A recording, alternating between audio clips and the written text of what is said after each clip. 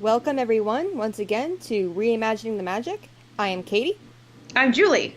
And happy Thanksgiving to everyone in America. This week's episode is all about Thanksgiving and the history of Disney and the holiday. But first, we'd like to give you some Disney news. This week in Disney news, we're well underway with the holiday celebrations in both Disney World and Disneyland. In Disneyland and Disney World's Magic Kingdom Park, you can check to see the dates for Mickey's Very Merry Christmas Party. I find it kind of interesting they call it a Christmas party when there's a lot of holidays this time of year. But if you are into the Christmas spirit, you can check the website and you can go and celebrate. Kind of like the Halloween party, it's a separate hard ticket event. But if you decide to go and do it, you get cookies and hot chocolate, and there's a special parade and special fireworks, and the castle is lit up like a Christmas tree, and they have a whole nice little show featuring characters from Frozen and Toy Story, and it's really lovely. That's Magic Kingdom. I'm not sure if they do the same thing or something else in California, but by all means, let us know if there's any differences in the two parks. Also, in Epcot, they do holidays around the world this time of year. So, in all different countries in World Showcase, you can kind of taste and try things as they're celebrated in different parts of the world. So, you can have Christmas in Japan, or... do they celebrate Christmas in Japan? I think they do. I've seen a lot of anime with Christmas. They do. It is not connected to Christmas the way it would be normally in Western countries. But fun fact about Christmas in Japan, it is very much associated with KFC, which I've always found just amazing. Because they're like, here we don't think about Christmas and KFC, but KFC is a huge deal on Christmas. You can get like Christmas Eve dinners from them, and they're special. They're not like what we think of as KFC dinners. They're like actually like a big deal and kind of nice. But it's just like KFC for Christmas, what? But they love it. And so yeah, they do celebrate Christmas. It's celebrated more as like a holiday of getting together and seeing your family and like world peace, and less more of like the Christian Christmas meaning. So it's very much divorced from that. I think because like while I'm aware that there are obviously not only Western expats but even native Japanese people who probably celebrate Christmas religiously, I figured it's pretty secular in most of the world, even though most of the world celebrates it anyway. Mm-hmm. Yeah. In Japan, it is most definitely divorced from its roots, but they love it, and they love to get their KFC on Christmas. Yeah, 'cause a lot of anime I've seen that kind of falls under either like romantic comedy or drama, but kind of like day in the life drama. There's usually a Christmas episode, and it's very similar to some of the Christmas stories we have, in the West, where it's all like the story is basically about like, oh, I need to get with my family for Christmas, or I'm sad because I was close to this person in my family and they're dead this year. How am I gonna have a good holiday? Right. It's very, very similar storytelling. Mm-hmm. So I'm like, okay, but if you're in the World Showcase, you can see how different holidays are celebrated all over the world.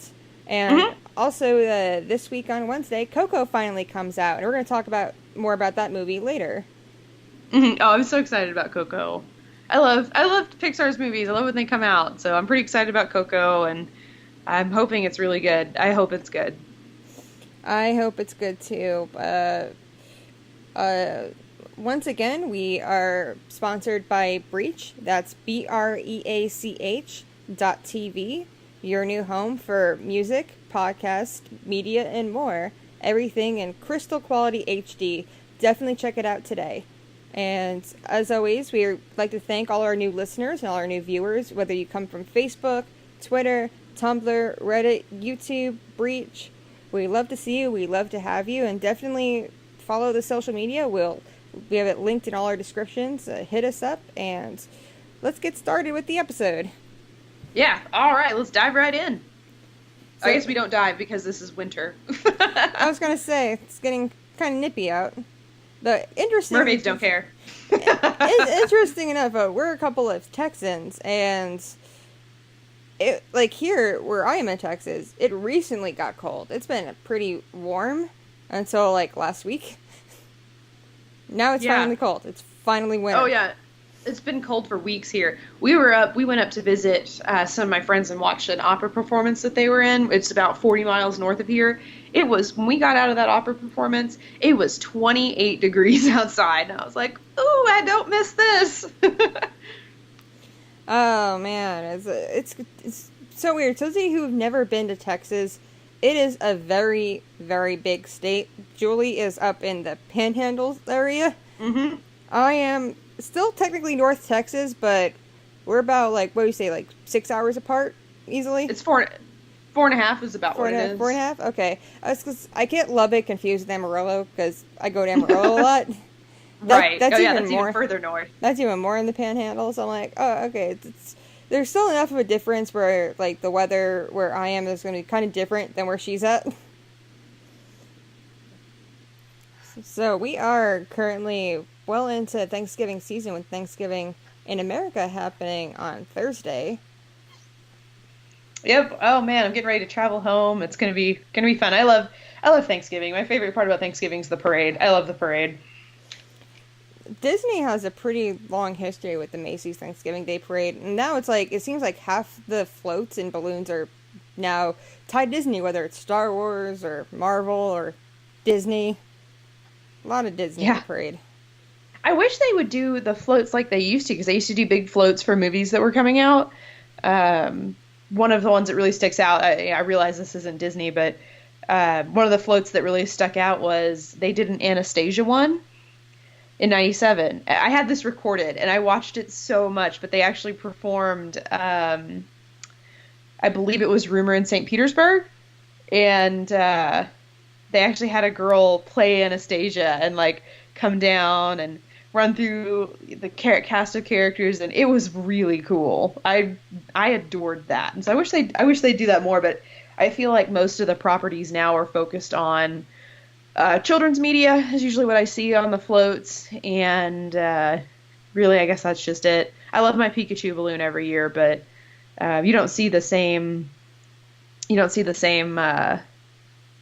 I guess themed floats the way you used to. I think must have been last year when there was a SpongeBob float with Nickelodeon.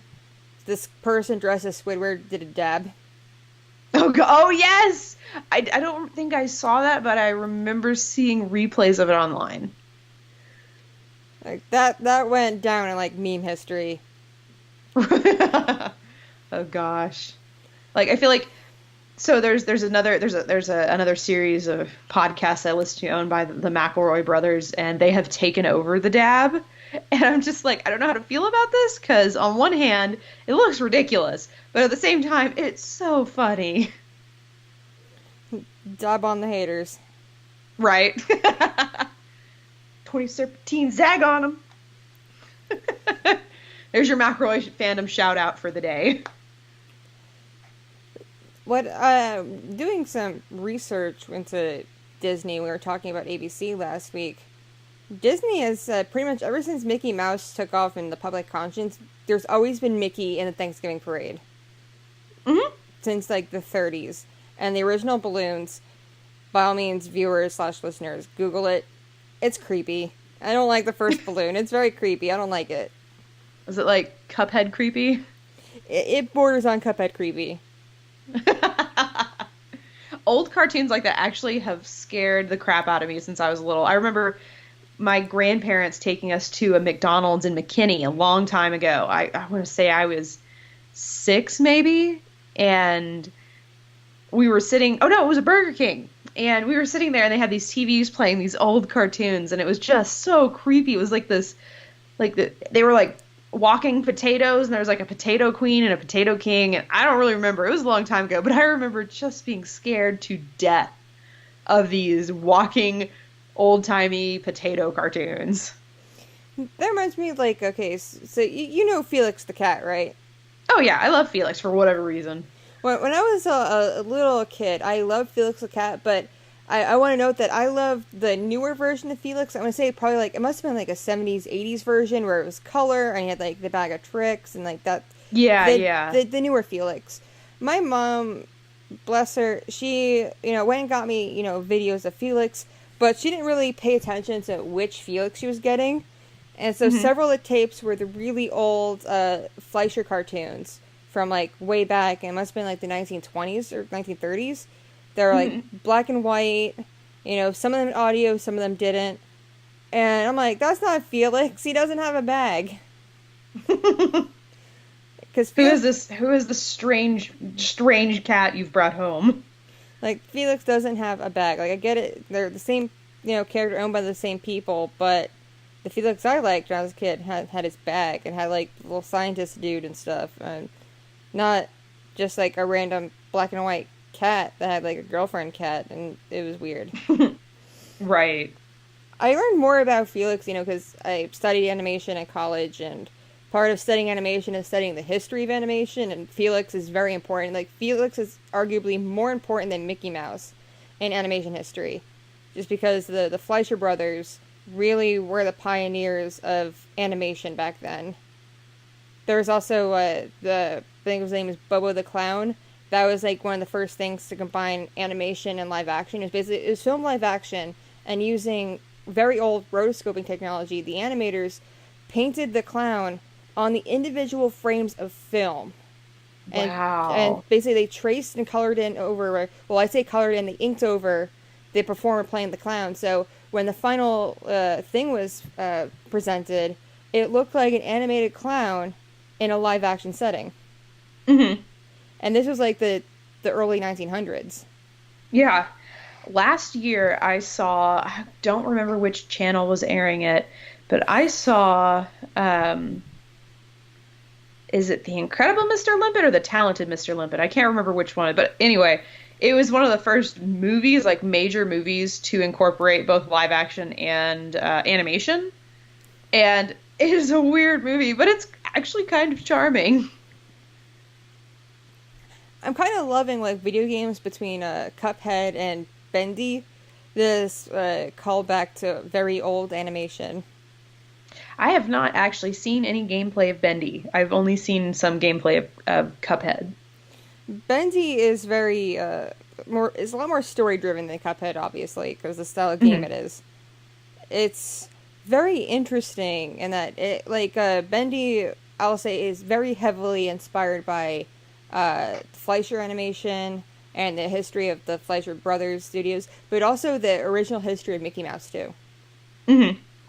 And of course, speaking of old Disney cartoons, Disney had Epic Mickey a couple of years ago with, gosh, that was what, 6 or 7 years ago now, where Oswald was the bad guy. Spoilers for that if you haven't played this game. Oswald's the bad guy. Disney, like they really wanted to celebrate getting Oswald back in a big way. So, Mhm. you know how they got Oswald back, right?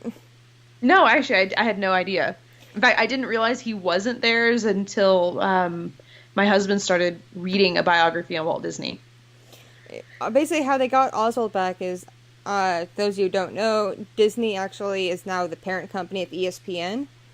And they had, I think it was like a broadcaster or someone, like a very important figure on ESPN broadcast. They basically traded ownership of that person and like the contract to Universal in exchange for Oswald. Hmm. So Universal's sports company now has the contract to this, big wig sports person, and they gave Oswald back. So Disney and Universal can play nice when they want to. Yep. I don't think people Oh. realize that even though Universal took a while to get into the theme park industry, Universal as a company is older than Disney by a long shot. Yeah. Oh yeah. They're one of the oldest players in the business. Like Disney, like Walt Disney himself worked for Universal, and another old company, Paramount. Michael Eisner worked for Paramount before he was CEO of Disney. Hmm. Paramount's another very ancient company that really hasn't done much to get into the theme park game, but they are big shots when it comes to media and movies, and like I remember a lot of movies I saw as a kid were all Paramount. Uh, uh, with the different movie companies and their relation to each other, the whole industry is pretty incestuous, and that's probably why during the holidays the lines between them kind of blurs. Like, we see the Macy's Thanksgiving Day Parade, which is arguably owned by Macy's, but you see balloons and floats from, Pokemon and Disney and Nickelodeon, and it's like, okay. Mm-hmm. Yeah, Macy's puts on the parade, but NBC owns the rights to it.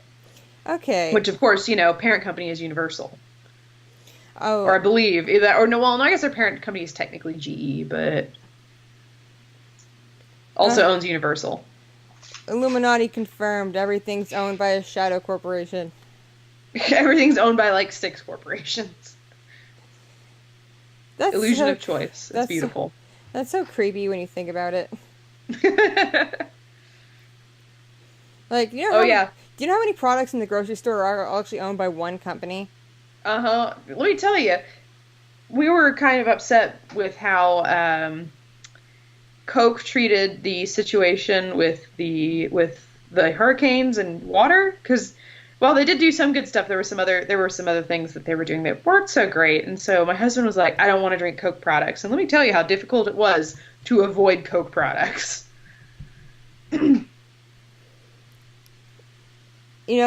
about it, you're right, because when it comes to the beverage company, what isn't owned by Pepsi is probably owned by Coke. Mm-hmm, pretty much. Is Dr. Pepper still their own company, or are they owned by somebody?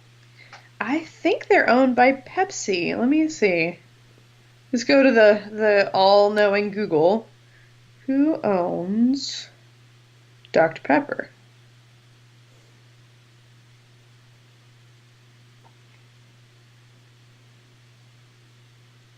It actually looks like it's bottled by both. Oh no. So if you currently the majority of Pepsi and Coke bottlers bottling Dr. Pepper are owned by PepsiCo and the Coca-Cola Company after their buyouts of the major bottlers.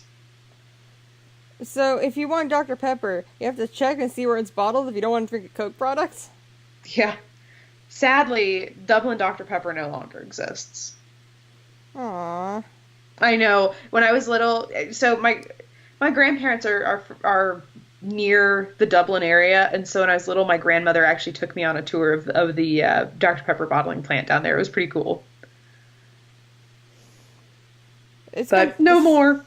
This comes from growing up in the Northeast, but like in Texas, I could argue that Dr. Pepper is like the state beverage, but in the Northeast, people hated Dr. Pepper, and people called it prune soda. Oh gosh. That makes me sad. Dr. Pepper is amazing. I always thought it was pretty good, but in the Northeast, people were pretty loyal to, at least in my area, people were loyal to Pepsi because a lot of the Pepsi bottlers were in the Northeast. Yeah. I don't know if this is a Texas thing or maybe just a DFW regional thing, but when people ask what we want, we'll say, oh, I'll take Coke, and they ask you what kind. I went to Florida in high school, was at Universal, and I went to get a Coke, and I said I wanted a Coke, and the lady didn't ask me and gave me a Coke, and I was appalled. I didn't want a Coke. I wanted a Dr. Pepper. Which also, by the way, no Dr. Pepper in Florida. It's all Mr. Pibb. Oh, yeah. Oh. I know. It's like, Mr. Pibb's like the redheaded stepchild of Dr. Pepper. And it's just not the same. I love Mountain Dew because I'm a gamer. Of course, we love Mountain Dew. But It's okay, I love Doritos, so. But I can always taste a Mountain Dew knockoff a mile away. Always. I'm like, nope, not Mountain Dew. On the subject Do they have... when it comes to Coke, whenever I go to Epcot, they have like that Coke tasting area, and I'm like, this is weird. Has Coke ever had a float or a balloon in the Macy's parade? I think they had. They always had some kind of float, and I know the last few years, it's at least like the last decade, it had the polar bear. Oh, that's right. Okay, I do remember that. I was like, did they ever have a can or something? Okay, cool. I love the parade. It's like I said, it's my favorite part of Thanksgiving, and I love watching the marching bands because I loved being in band, and I love seeing the little kiddos who follow in the older band people's footsteps. So Makes me proud. is it kids from like high schools around the country, or how did Uh-huh. that's okay. I always hoped we would get invited, but because it's invitation only, I was hoping we'd get invited, but we never did. I always thought it was because we didn't have the money, because football and all, but it was because we never got an invitation. And I've heard like the bands have to be like really good and well known to get the invite.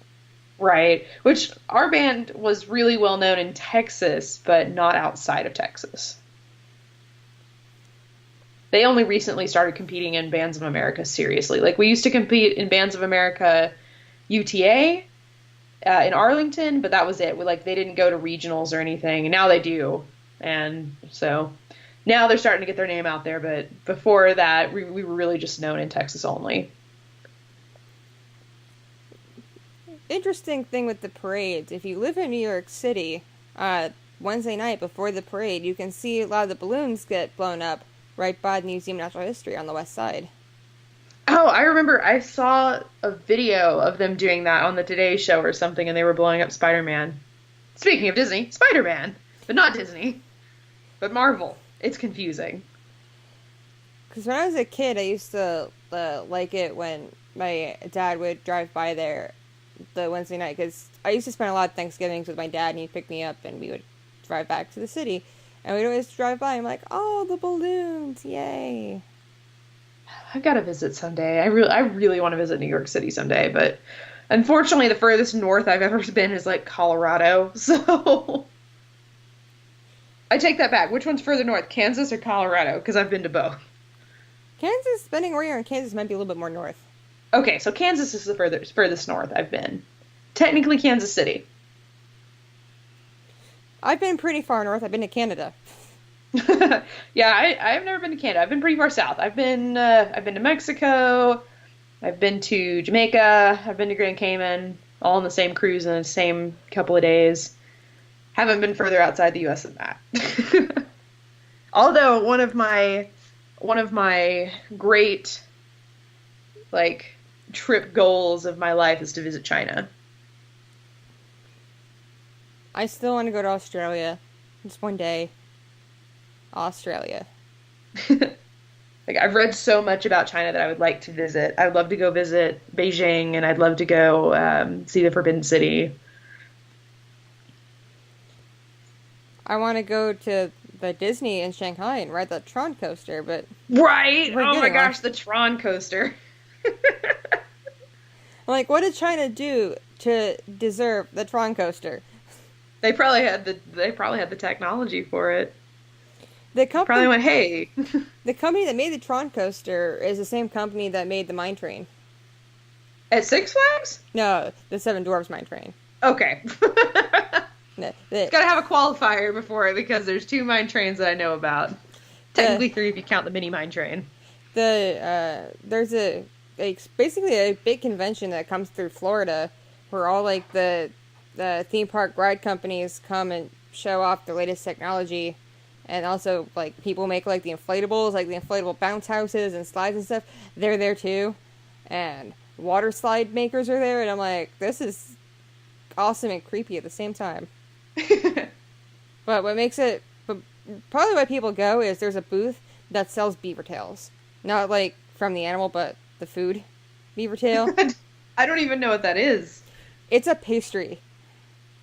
Huh. It's a pastry. You can actually, I think you can get them in Disney, I think, at the Canada Pavilion in Epcot. I don't know if they sell beaver tails or bear claws or both, but a beaver tail is basically it's a pastry. It's flat. It's kind of like pancake shaped, and they put all kinds of toppings on it, like Nutella or cookie dough and stuff like that. Man, cookie dough sounds awesome and awful at the same time. I love cookie dough. Don't get me wrong. Cookie dough is like one of the best things ever.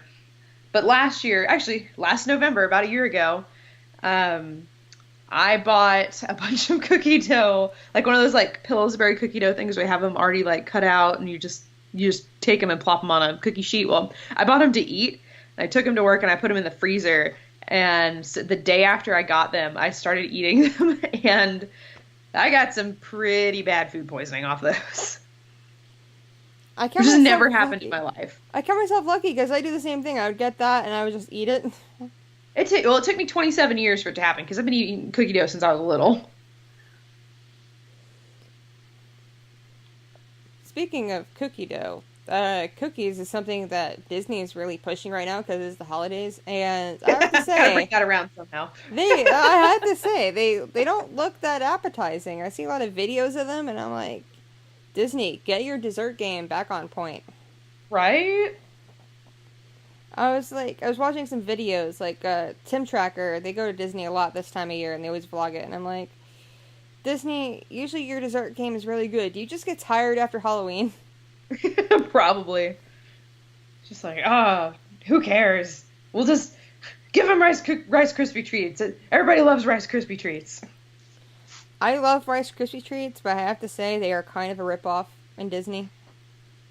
Oh yeah, I think I had one while I was there. I was like, this costs like $5. This Mickey Mouse head Rice Krispie costs $5. I could not, for life of me, understand that. And it's like, the apples are like $10. hmm I had a smoothie that was like $7. Best $7 ever spent though, because it was awesome. If you are in Hollywood Studios and you go behind where the great movie ride was, it's right before you get to the little Pixar Land area. There is a little hut there, and it is pretty much just drinks only and mostly coffee and stuff. But they have smoothies there, and the smoothies are really good. Uh, in Pandora and Animal Kingdom, there's a drink stand, and it sells Pandora-themed beverages. And people will not be quiet about the Navi or like Pandora margarita. It's a fruit margarita that's frozen style, and they put like popping bobas on it. Oh, I love boba. I'm so weird, I know, but I love boba. I'm just amazed that Disney knows what boba is. I know what boba is because I used to go to the H Mart in Carrollton with my friends all the time. Well, it's like we kind of know what boba is because not only are we like nerds, but there's a lot of Asian communities in Texas. hmm So we have a lot of like the Korean shops and the Vietnamese shops and stuff. So yeah, boba's a thing. But and here's a good question: there is boba in Disney, but it's like now it's like in Pandora. So is that cultural appropriation? I don't know because technically they're just tapioca balls, but I guess calling them boba tea might be more appropriative. But I think putting tapioca in a drink isn't necessarily Yeah, because I mean we have tapioca pudding, so yeah, they're not the solid ones. They're like the ones that kind of pop. uh-huh. They're like fruit Huh. flavored, which I've gotten at some of the places near me that it's an option. You get the popping boba. They're Mhm. really good in like teas, like not milk tea, but like regular tea or a fruit drink. Right. So I find that kind of interesting that like they have the boba, but it's tied to like a fictional place. Right. And I'll say that's a little weird. Like I think it's a little weird that they strip it of where it came from to and present it as something to do with Pandora when it clearly is not. The food in Pandora, like this is actually great to talk about because it's a Thanksgiving episode, talking about cultural appropriation during Thanksgiving. You guys didn't know you were in for this kind of episode, did you? Well, sit down, strap in. We're going to have a good time. Because Pandora, like the food in the Pandora section, it's kind of what bothered me. Like on one hand, it looks really good, but on the other, I'm like, okay, so there's at the restaurant there, they have these steamed buns that are basically like bao, the steamed buns, but then the inside it's like a cheeseburger. Huh. And That seems not appetizing. And maybe it's just because I just had a lot of food and I'm really not hungry right now, but that does not sound good. well, people are saying like how people tried it have really liked it, then the other half are like, this is not a good combination. I don't like the texture where like the inside it tastes like a cheeseburger, but then the texture of the quote unquote bun is like a dumpling bun. And I'm like, this doesn't make sense. But the people who had like the barbecue bun are like, okay, that's really good. which is kind of more in theme with how those bao are normally made, and when they're stuffed with meat, it's more of like a barbecue texture and flavor than Right. cheeseburger. But I'm like, so when they thought of Pandora, they thought of kind of sort of Asian inspired food. Hmm. Like, if they really wanted to really delve into Pandora, like, I guess, obviously James Cameron must have had some input on all of the aesthetics of the Pandora part of the park, probably down to the food too. But I'm like, Right. Pandora doesn't scream Asian so much. There's a lot of allegories to, like, natives, like, North American and South American natives. I'm like, why couldn't they take food inspiration from native people? Right.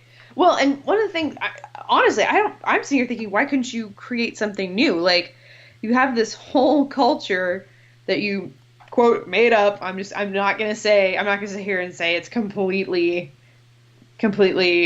without connection to colonialized ideas of Native Americans today. But so it's not totally divorced from that, but it is its own thing. And so I'm thinking, you have this wonderful world. Like, you could really come up with some really cool food to make it feel like you were in Pandora. Like, okay, for instance, and this is gonna sound weird. It's gonna make me sound like a hippie or something, but fresh, like put an emphasis on fresh food and minimalistic presentation. So instead of offering spaghetti and meatballs, you would do like a steak, and you would do like maybe like wild rice and like greens or something. So kind of stuff to be super healthy but simple, but simple in the way that it's fresh, like you just went out and picked it.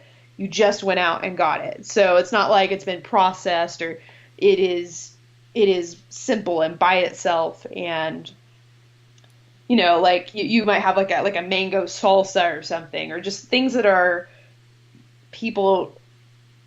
the things that you would make easily immediately after picking something. So you wouldn't have like wine would not be a thing because you have to wait for that to ferment. Anything you have to wait for wouldn't be on the menu. That's what I would do. I kind of get why they didn't go super exotic, because they didn't want to compete with Tiffin's and Nomad Lounge, which Right. is a restaurant and a bar in Animal Kingdom. That Plus, it would feel super weird if they went exotic, quote, exotic with that. it makes, they have like a lot of very different foods. Like, obviously there's a lot of stuff that's from Asian cultures, like Indian and Thai, but also a lot of African influenced meals. Like, there's some stuff that's inspired by Ethiopian, and they had some from like Ghana and such. And I'm like, okay, I get it. But they even have some like very interesting meats you wouldn't expect to get at Disney Park. Like, I know for a while they served goats, and they served venison and boar, and I think someone said that they had a meal there once that was like buffalo. Uh-huh. And I'm like, okay, all right, Disney, I feel you. But at the same time, I'm like, venison would make more sense in Pandora, because what did natives eat here? Like, they can say like on the menu that's actually venison. They call it something else. Like, you're eating a Pandora animal. Right, yeah. Yeah, it seems weird that they would take already existing cuisine from other countries rather than try and make something new, which is what I think the best option would be. I mean, you made this whole planet, you made this whole culture, let's come up with some food that they eat, Like, I mean, fish is probably a thing, fish or fish, I mean. And like, I would imagine that just like how active they are as a people, they probably eat like food kind of more like kebab style. Mm-hmm. Like stuff on a stick. Mm-hmm. I love kebab. I love making kebab. It's so fun. But like, yeah, like wild mushrooms, and you can eat. You have chicken on the kebab, and just be like, it's some Pandoran bird. I mean, there's a lot of ways that you could make that without stepping on toes of other cultures. Like, arguably, like, kebab is very specific to certain regions, but at the same time, kebab is kebab. Like, basically, if you're from a culture that has a history of, like, being active and on the go, but you also ate a lot of meat, chances are kebab is part of your culture's diet. Right. Well, and it's more like it's not even necessarily kebab where you put several things on. I mean, just roasting stuff on a spit is similar. And pretty much throughout all of history, everyone has done that. Right, yeah, because it was, before stoves, it was pretty much the way to put something above a fire. We need more spit roasting. Like it's a dying art. Right? I want to go back to, oh gosh, what's the name of that place? Texas Day Brazil in Fort Worth. Oh my gosh. You want some great meat? Go there. It's fantastic. There's currently a big argument over where the best meat in Disney is. If it's at Shula's Steakhouse at the Dolphin Hotel, or if it's at Les Cilliers at the Canada Pavilion. Huh. I have never eaten at either of them. Do they do Thanksgiving meals at Disney at all? That'd be interesting. I'm sure they do because they're really active. Obviously, during Thanksgiving, they're super busy. So I imagine some of the restaurants must do something. Like, I bet you go to the American Adventure, you'll get turkey. Because, Canada also celebrates Thanksgiving, but they celebrate it a lot earlier than the U.S. does. And their traditions are a bit different. So I wonder if they split them, like they could do American and Canadian. But yeah, that's a good question because you don't really see stuff advertised. It's like come to Disney and get a really great Thanksgiving meal. Right. It just seems like something that they would do because Disney pretty much pulls out the stops for everything, and so it seems weird to me to think that if you were there over Thanksgiving, they wouldn't do something for Thanksgiving. Well, it's kind of this problem that I mentioned to you earlier that, like, right now, even though it's Thanksgiving time, they are really just like Halloween ended, Christmas. Yeah, just like retail. We went to the mall today and it was Christmas music everywhere. I was like checking my watch, like, did I skip a month? Like, I love Christmas. Don't get me wrong; it is my favorite holiday. I get to see all the pretty lights and to put up the Christmas tree and families. I love Christmas, but I grew up with Christmas being only from December 1st to December 31st, basically. And I felt like the pushing back of Christmas that's happened has really made the season feel less special. So I wish Disney would acknowledge the existence of Thanksgiving. Or just that there is a break between Halloween and Christmas. Right. Yeah, because as a child that time was so special, and it was before they really started pushing Christmas in Thanksgiving. Like, Christmas didn't happen until after Black Friday, and that made Christmas so special because it was only around for a couple of weeks, and it was always amazing. So I feel like now it's 2 months long, so like it's not quite as special as it used to be. So it would be nice if people would go back to that because it really did make it worth waiting for. It really made that time feel like it's what you wait for all year. I'm not ready for Christmas till after I see Santa at the end of the Macy's Day Parade. Basically, when Santa comes in, it is Christmas time because he comes in at the end of the parade. He's the last person to come through. He officially rings in the holiday season in New York, and then it is Christmas time. Go watch all them Hallmark specials. I'm not ready for Christmas right now. No, I'm not. I'm still being like, I got a lot of people. So when I got married, I picked up a niece and 2 nephews. Hi guys, Aunt Julie says hi. So I've just spent the last couple of weeks being like, okay, what am I doing for gifts? I have 3 kids to buy for. What do I do? Because none of my sister and my sister hasn't had kids yet, and my brother's not old enough. So there aren't any kids really to buy for yet. So this is my first year doing it. I'm like, oh my gosh, what do I get?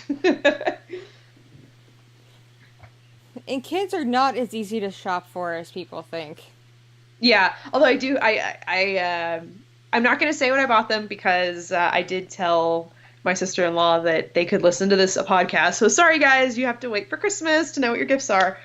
But I did pick out some stuff, and I think they're really going to like them. It's some fun stuff that I'll be able to participate with them and do, which will be really cute and fun. So. I was talking to some people about the fact that like now kids are so hard to shop for because of technology. You don't really know what kids want anymore. Right?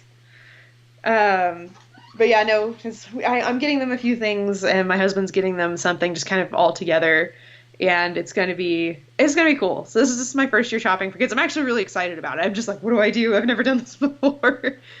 So, but yeah, if you guys are listening, hi. I They're adorable.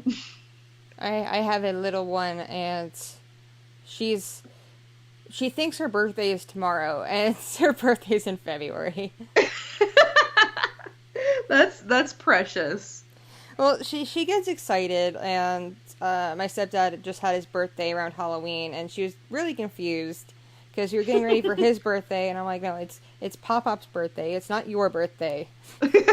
She's just getting used to the concept that other people have birthdays too. And she's like, okay, is it my birthday tomorrow? And I'm like, no. Oh my gosh, that's so cute. Oh, She that's she she loves her birthday, and she's like, "Can I have a Kion cake?" And I'm like, "Well, you had a Kion cake this past year." And she's like, "Well, I want Kion cake." And I'm like, "Okay." I want another one. And it's like you don't have to have the same thing every year for your birthday. Like you can change up the theme, but if you want, Lion Guard tears in a row, I'm not going to say no, but you have options. Kion. Which one's Kion? That's from Lion Guard. It's Simba's son. Oh, right. Okay. I was like, wait, hold on. I remember the honey badger because he made me laugh because I was like, oh my gosh, they ran with the whole honey badger don't care thing. And the honey badger, Bunga. My daughter's cat is named Bunga. Oh, that's so cute. I don't remember her name, but the cheetah was my favorite. I thought she was super cool. Foolie. I think she's awesome. Dude, that show, like, they're on season 2 now, and it got dark this season. Oh, really? So I've only seen the movie that they made, like the Lion Guard, the movie that they used to introduce the show. That's all I've seen. Dat Simba walk cycle. It's a good show. It's like I have to kind of remind people. I'm like, guys, it's not for us. It's for preschoolers, pretty much. Yeah, it's still really good though. Yeah, if you're curious about Scar's backstory, watch The Lion Guard. It's very intriguing, but like speaking of Scar, guess who the bad guy of season 2 is? Scar? Yep. That's interesting. Wait, hold on. Because okay, you know how Mufasa shows up in the clouds? Oh my gosh! So does he show up in like a lava pit or something? Yes, he does. I was like, what's the closest thing to like the underworld that I can think of? I was like, oh, lava, right. So yeah, there's a Hellfire Scar who talks to the hyenas. Oh my gosh, that's funny. That's really funny. I'm still hoping for like a cameo from like Zira or something. She's been in it. Good, because I was like, canonically she's still alive, so Zira, Nuka, Vitani, and Kovu. Nuka! Oh, Nuka. I love Nuka. I was so sad when he died. I was like, no! Yeah, basically the Lion Guard takes place in, like, the early part of Lion King 2. Like, okay, that makes sense. Basically before Lion King 2 kind of started, like, the very beginning part. It takes place, basically, after Kiara first meets Kovu, but obviously before she grows up. Right. That's very true. There's, like, a whole time window there that has to be filled in. So anyway, we are so far off topic right now. It's Thanksgiving. This doesn't really have a set theme other than turkey. That's true. That is very true. And the parade. And cultural appropriation. So, and that's something that's something that's close to my husband's heart. Is he is his great grandmother, I believe he said she was full-blooded Comanche, which is this is a big area for Comanche natives, and there was a tribe that was unregistered, that they refused to sign any registration documents. So he's never been able to claim it on any for any assistance or anything. But his great grandmother was full-blooded Comanche. I believe he is 1/8 Comanche. So to him, that's a big deal. the whole cultural appropriation thing around Thanksgiving. It's very important to him that people don't do that. It's always kind of weird to me when I see people who are not native are like, "Oh, it's Thanksgiving. I'm gonna do myself up," and I'm like, "Don't do that. No." Right. Just don't. And it's funny because I look back and I think about it now. Obviously, when I was little, like kindergarten, first, second grade, we did the whole Pilgrims and Indians thing, and they dressed us up, and I don't see that at all anymore. And I think I stopped seeing that around the fourth grade. I actually have not seen any of it since the fourth grade.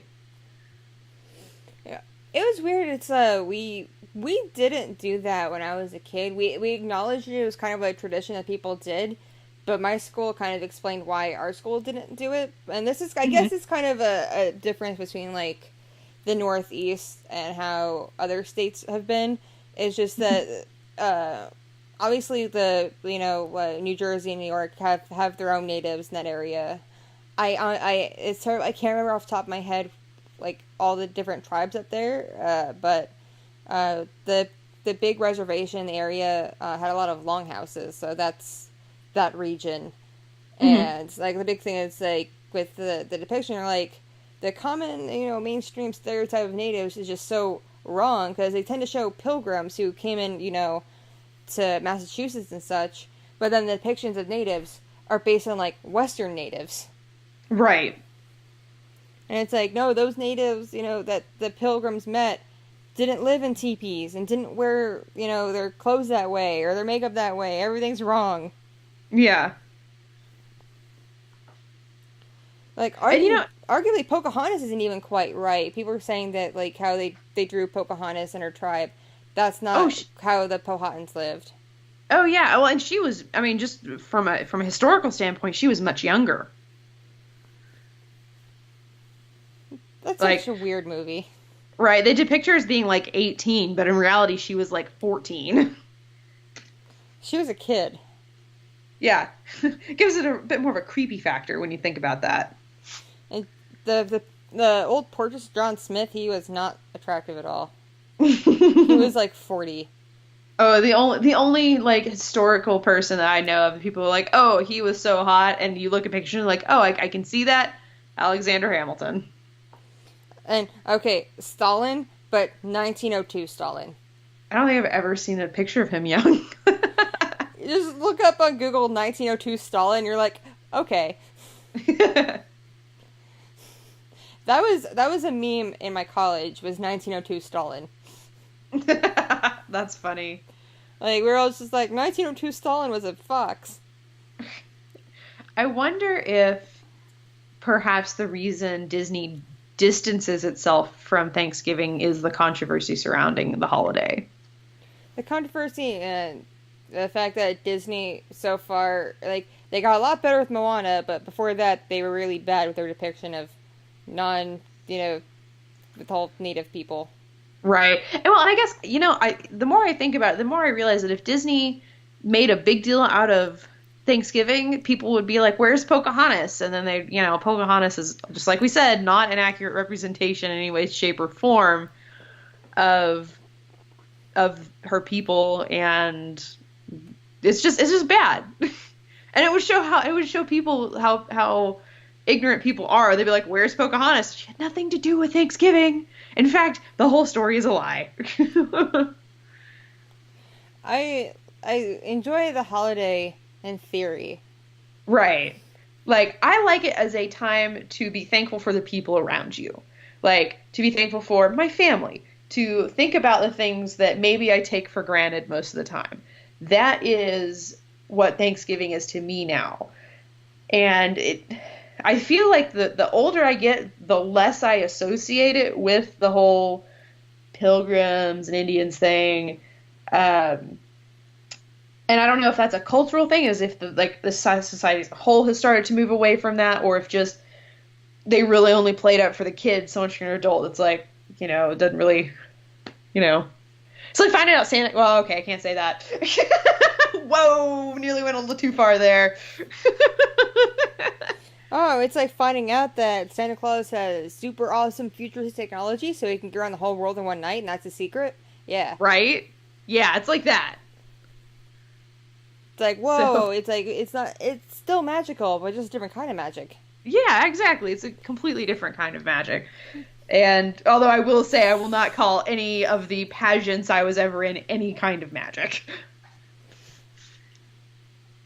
My Beluga turns 4 in February, and she still doesn't quite understand, like, Santa yet. She doesn't quite get it. She will. I tell her, like, She will. be good or Santa won't come, and she's like, I don't get it. Who's Santa? Why won't he come? Santa.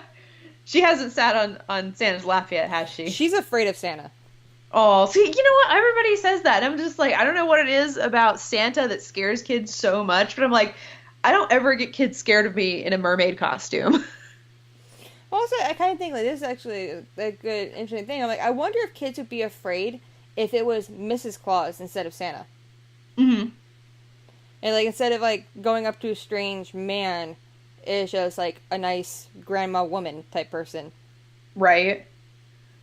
Because I just kind of noticed, like, I can't speak for, like, all kids, but kids tend to seem more at ease with strangers if they're female. And it might be instinctive. It's like, okay, it's like, generally throughout cultures, women, even women you're not related to, tend to just be safer to be around because of our tribal instincts. It tend to be the women who cared for the women of our groups, while men didn't really do any care for children at all. Right. So kids are kind of instinctively kind of cautious around male and male-presenting people than they are around women. Right. And I don't know. I mean, I have no idea, but and you know, maybe that's something Disney could fix because you know Santa shows up right after Halloween, and sure would be nice if Disney came out with a Thanksgiving character like a turkey or something that kids could enjoy. The Thanksgiving turkey. Right? I want Disney to make a movie about, like, the ultimate parting of the turkey. Right. Well, you know, somebody tried. What year was it? Was it last year or the year before? Somebody made a Thanksgiving movie about turkeys. They tried. Yeah, they tried. Disney can do it better. Get on that, Disney. Like, we need Thanksgiving movies, and only you can provide them. We need a turkey movie. Yeah, we need a turkey movie. We need Chicken Run, but for turkeys. We need a turkey movie where a turkey takes over the White House. Oh wait, that kind of happens. No, we need Chicken Run, but for turkeys. Oh, Turkey Run. Right? Because Chicken Run's such a good movie. If you've never seen it, watch Chicken Run. It's adorable. But yeah, no, I would love to see a movie about turkeys. You think? What do you think Disney would? What do you think Disney would plot that as, though? I don't know, considering they still have to sell turkey legs in the park. No, you can't sell turkey legs. You can't eat insert character name here. That reminds me of the movie that's not Disney sanctioned at all, Escape from Tomorrow. I don't know, have you ever seen it? No, but I've heard of it. Yeah, the person who filmed it, they filmed a lot of scenes just kind of in the parks, but like without people knowing what they were doing. Mm-hmm. So it's very strange, and there's this one scene where the father character is sitting on a bench, and he's, eating a turkey leg, and this woman, tells him, it's like, do you know what that actually is? And he's like, what? It's emu. And I'm like, that makes me so mad, because no, it's not emu, it's turkey.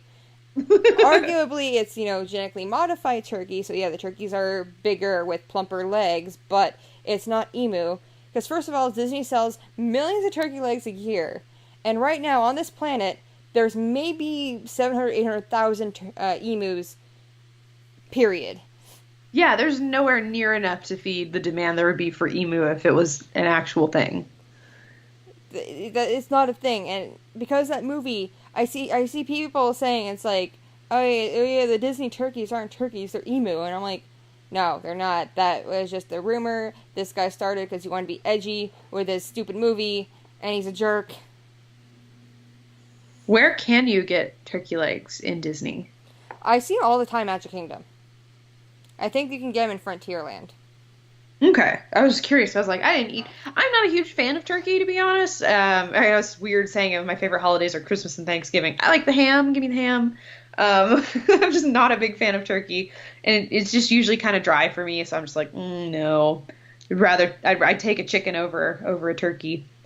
But it'd be good for people like if Disney doesn't just for whatever reason doesn't do some kind of Thanksgiving specials or deals or events for people who happen to be at the parks at the time. It'd be good to know where to get you some Thanksgiving turkey. Like, I bet the restaurant, like American Adventure, probably has a good Thanksgiving spread, and I think I would argue that Crystal Palace, the big buffet in Magic Kingdom, probably does something for the buffet for Thanksgiving. Hmm. I imagine all like the buffet restaurants, Thanksgiving for dinner probably does something with like turkey and Thanksgiving type food. Right. That'd be awesome. I mean, I hope they do something. Hey, if you are going to be in Disney over the next week or so, let us know if they do stuff for Thanksgiving because that's a hard time to get tickets. I certainly have never been during Thanksgiving, and I'm just really curious now to know if they actually do that. I was in Disney for Christmas last year, but I didn't see much of it because that's the trip where I got pneumonia. Right. I spent Christmas in the hotel room. So I think that this week we're probably going to have to skip our segment on Coco, but I think it's probably a good thing we will skip it in favor of a full review next week. Yes, we will definitely give you a full review. I'll just say that well, an interesting thing with the movie, part of why it's called Coco, is because originally they were naming it after the holiday for the Day of the Dead, but the name of the holiday, because it's a holiday, they couldn't trademark it. Coco, they could trademark, and Coco is a character in the movie, so definitely keep an eye out for the character of Coco and find out why she's so important and why the movie is called Coco and not after the kid. It's not the dog. I found out it's not the dog. My grandmother's dog's name was Coco, so I automatically assumed it was the dog. Nope. The dog is, what's the dog's name? I don't know. It's not. I was gonna say Damien, but I'm like, that's not right. Dante. Dante's the dog. Oh, okay, cool. Nice literary reference there. Dante's Inferno. And it's a hairless dog, which actually is a Mexican breed of dog. Aw. Isn't the breed's name actually just the Mexican hairless dog? I know the dog that Dante is like a really weird name, begins with like an X. Oh. I'm not gonna try and pronounce that, but I do know what you're talking about. Yeah, I'm like, I'm gonna butcher it, but like that's the kind of dog it is, and I'm like, okay, and keep an eye if you go see Coco. Keep an eye out for little details. There's a lot of references to Mexican art and Mexican artists, and a lot of the monsters that you see are inspired by a type of art called alajibres, Oh my gosh, which is the little sculptures that they made. They're like little animal combinations that are really colorful. That's what the monsters are. They're alajibres. these dogs are so cute. Mexican hairless dog is the like colloquial name. Like Okay. it's like it's the American name for the dog. It's the Mexican hairless dog. But yes, you're right. It is. It looks like Zolo is the name of the dog breed for short. Cholo dog, okay. So, but I definitely cannot pronounce the full name. They're so cute though. I've seen YouTube reviewers try, and they except the ones that are actually from the part of the world, they all butcher. They're like, there's an X, I can't. Yeah, and since obviously our listeners are not looking at pictures of this dog right now, they look like large chihuahuas. They're very cute. So, who came up with the idea? Like, I'm gonna take a chihuahua, make it bigger, or are chihuahuas that dog but smaller? Who knows? I have no idea. That I have to look that up now. That's actually a good question. But yeah, they're super cute. They got little curved little tails and big old ears that stick up, and they're pretty cute. They're also hypoallergenic. So if you're in the market for a pet and have a dog allergy, these are good guys to get. And as always with Pixar, every movie they try something new with the animation. With Cars 3, the new thing that they were working on was mud, and having the physics of the mud work how it would in real life. With Coco, whenever they're playing the guitar, all of the notes are accurate. So your husband would probably like that. Oh, I bet. Yeah, they studied so much with playing instruments, and so when the characters are playing, their fingers are all in the right spot on the instrument. So if someone tried to recreate in real life, it would sound like the characters are playing. Oh, that he'll love that when he sees that. Well, I'll have to drag him to go see it later this week so we can go out on a date night or something. It's been busy. We're in the middle of so my husband is an orchestra director, and it has been concert season, and now that it's settling down, we can actually go out and do stuff again until contest season starts in January. At least you'll have some downtime over the holidays. Oh yeah, I'm so looking forward to it. In fact, he has this whole next week off, and so well, I don't. I work from home, so he'll be around, and that's pretty exciting. I won't be alone. I won't be by myself all day. So, happy Thanksgiving to all of our viewers slash listeners. Yes, happy Thanksgiving. And if you're not in America or you don't celebrate, just have a happy week slash weekend in November. Hmm. Just to enjoy time with your family, time with your friends, just whatever you do this time of year. If you dare to brave Black Friday and Cyber Monday, I wish you luck. Yeah. But, so this is kind of a chill one because we're getting to the holiday season and we don't want to hurt people's brains too much with deep thinking. But, a question I'd like to throw out to our viewers and listeners is, do you think Disney should do something bigger for Thanksgiving? Or no, you're fine with it going from Halloween to Christmas? Or are you just like us and you kind of think that, if they don't do something, should they kind of just take a break between Halloween and December? Let us know your thoughts. And if you have any good suggestions what Disney could do this time of year, we will feature it in a future episode where we basically do a whole bunch of callbacks to all of our questions and see what our viewers and listeners have to say. And of course, you can find us on Facebook, Twitter, Tumblr, Reddit. We are Reimagining the Magic. On some of the social media, it's just Reimagine the Magic, but a basic search. And of course, in all of our descriptions, we list everything. So you can we're not hard to find. And we take feedback through Twitter and Facebook. So just log in and jump aboard. Yeah, and of course, like I said, you can always follow me on my personal Twitter, which that is writer J.A. Yates. That's Yeates. I don't bite. Come drop by, say hello, tweet at me. I'll probably tweet back. Yep, and as always, we've been since episode 1. We are sponsored by Breach. That's BREACH.TV. You can check out music, podcasts, and a lot of cool media, and it's totally free to join, so join and take part today, and I guess we'll see you next week. See you next week.